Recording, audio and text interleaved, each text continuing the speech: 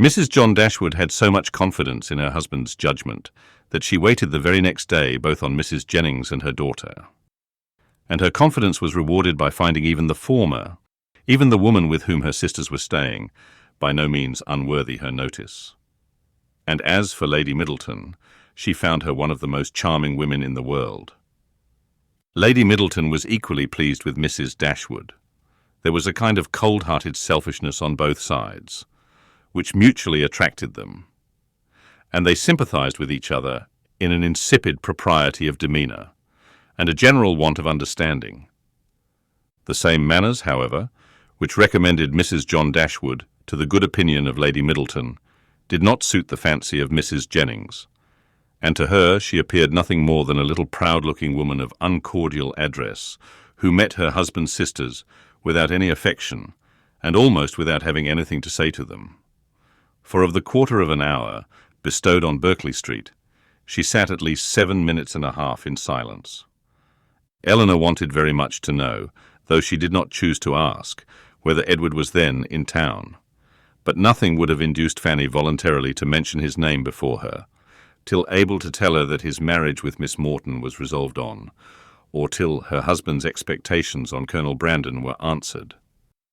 Because she believed them still so very much attached to each other, that they could not be too sedulously divided in word and deed on every occasion.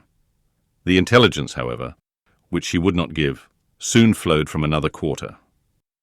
Lucy came very shortly to claim Elinor's compassion on being unable to see Edward, though he had arrived in town with Mr. and Mrs. Dashwood. He dared not come to Bartlett's Buildings for fear of detection, and though their mutual impatience to meet was not to be told, they could do nothing at present but write. Edward assured them himself of his being in town within a very short time by twice calling in Berkeley Street. Twice was his card found on the table when they returned from their morning's engagements. Elinor was pleased that he had called, and still more pleased that she had missed him.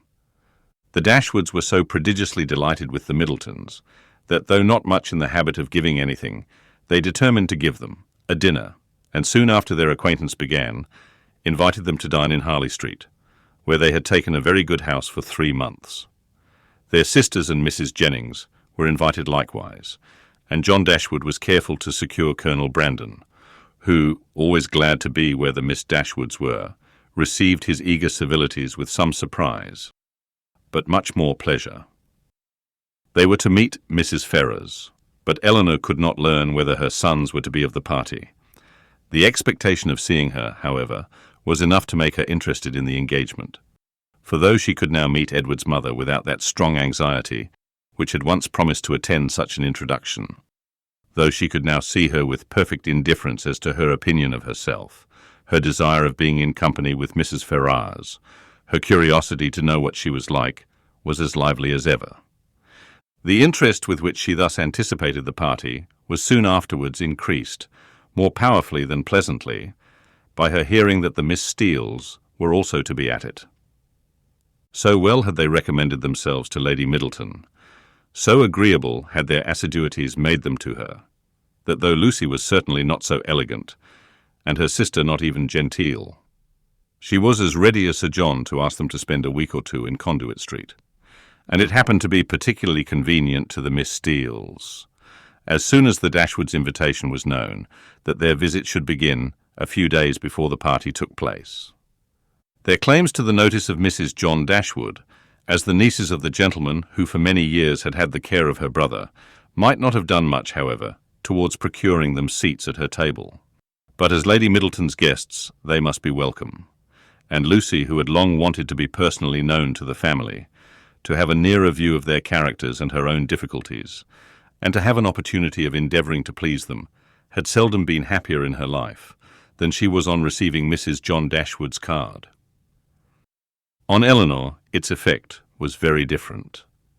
She began immediately to determine that Edward, who lived with his mother, must be asked as his mother was, to a party given by his sister, and to see him for the first time, after all that passed, in the company of Lucy.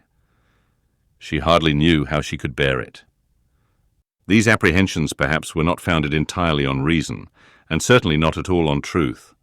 They were relieved, however, not by her own recollection, but by the goodwill of Lucy, who believed herself to be inflicting a severe disappointment when she told her that Edward certainly would not be in Harley Street on Tuesday, and even hoped to be carrying the pain still farther by persuading her that he was kept away by the extreme affection for herself, which he could not conceal when they were together. The important Tuesday came that was to introduce the two young ladies to this formidable mother-in-law. "Pity me, dear Miss Dashwood," said Lucy, as they walked up the stairs together. For the Middletons arrived so directly after Mrs. Jennings that they all followed the servant at the same time. "There is nobody here but you that can feel for me. I declare I can hardly stand. Good gracious! In a moment I shall see the person that all my happiness depends on. That is to be my mother." Elinor could have given her immediate relief by suggesting the possibility of its being Miss Morton's mother, rather than her own, whom they were about to behold.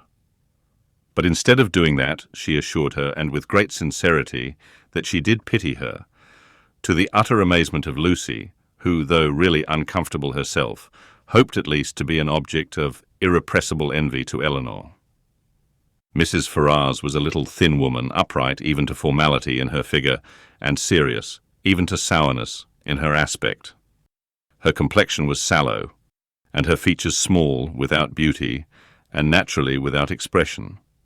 But a lucky contraction of the brow had rescued her countenance from the disgrace of insipidity by giving it the strong characters of pride and ill nature.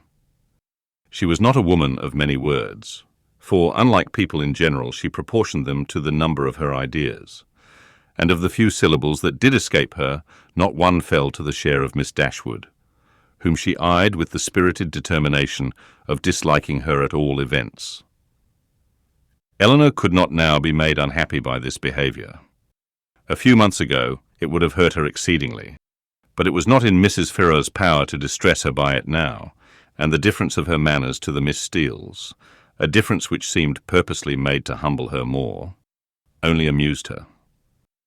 She could not but smile to see the graciousness of both mother and daughter towards the very person, for Lucy was particularly distinguished, whom of all others, had they known as much as she did, they would have been most anxious to mortify, while she herself, who had comparatively no power to wound them, sat pointedly slighted by both. But while she smiled at a graciousness so misapplied, she could not reflect on the mean-spirited folly from which it sprung, nor observe the studied attentions with which the Miss Steeles courted its continuance, without thoroughly despising them all four. Lucy was all exultation on being so honourably distinguished, and Miss Steele wanted only to be teased about Dr. Davies, to be perfectly happy.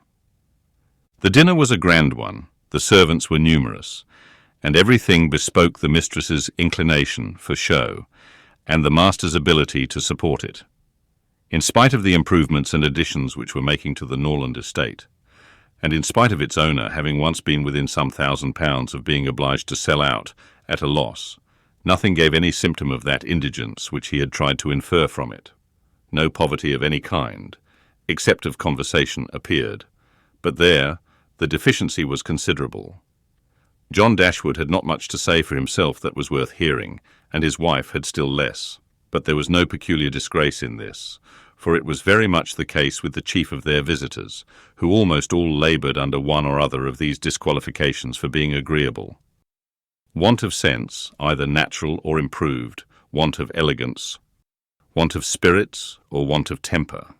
When the ladies withdrew to the drawing-room after dinner, this poverty was particularly evident, for the gentlemen had supplied the discourse with some variety, the variety of politics, enclosing land and breaking horses. But then it was all over, and one subject only engaged the ladies till coffee came in, which was the comparative heights of Harry Dashwood and Lady Middleton's second son, William, who were nearly of the same age. Had both the children been there, the affair might have been determined too easily by measuring them at once. But as Harry only was present, it was all conjectural assertion on both sides, and everybody had a right to be equally positive in their opinion, and to repeat it over and over again, as often as they liked. The parties stood thus. The two mothers, though each really convinced that her own son was the tallest, politely decided in favour of the other. The two grandmothers, with not less partiality, but more sincerity, were equally earnest in support of their own descendant.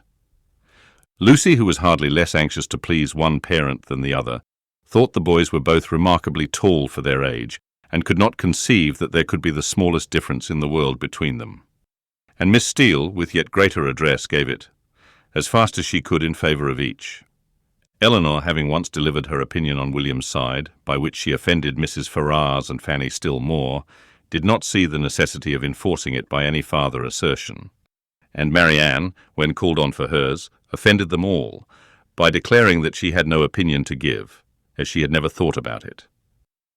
Before her removing from Norland, Elinor had painted a very pretty pair of screens for her sister-in-law, which being now just mounted and brought home, ornamented her present drawing-room.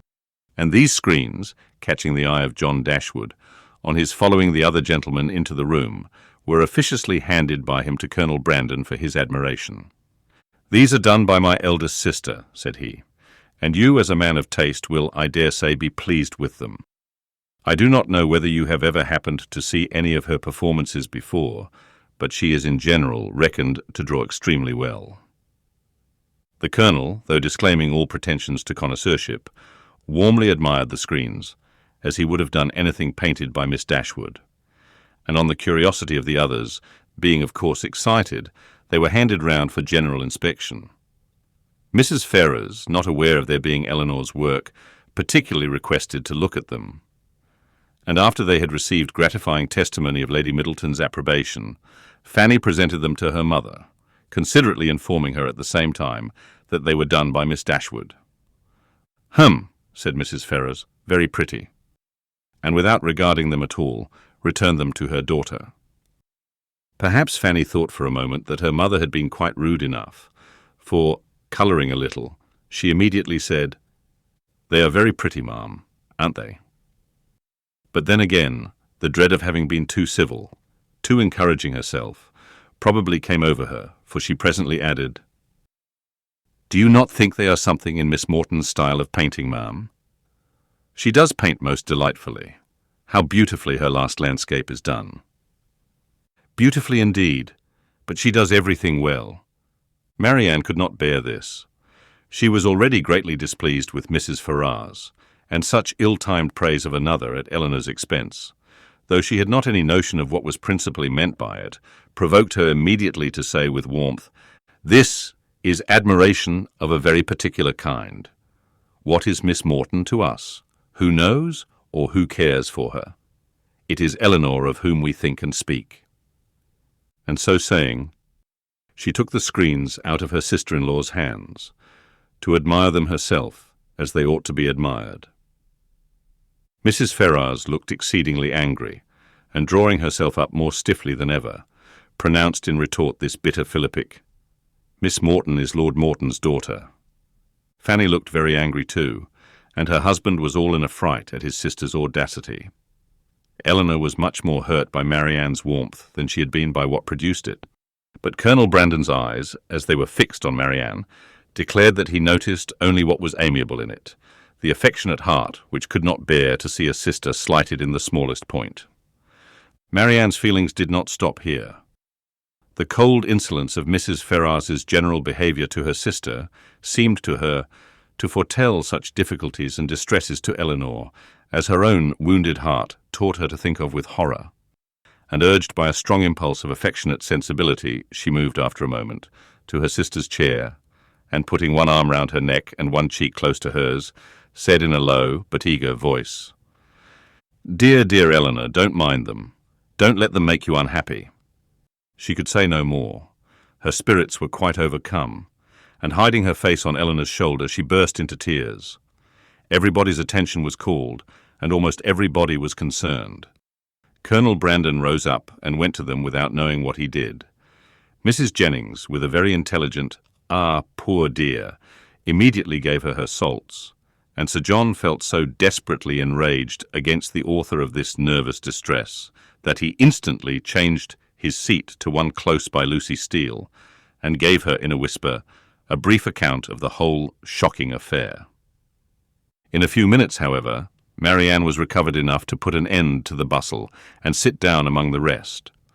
though her spirits retained the impression of what had passed the whole evening. "Poor Marianne," said her brother to Colonel Brandon in a low voice, as soon as he could secure his attention. "She has not such good health as her sister. She is very nervous. She has not Elinor's constitution.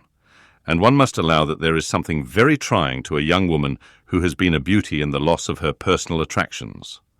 You would not think it, perhaps, but Marianne was remarkably handsome a few months ago, quite as handsome as Elinor. Now you see it is all gone."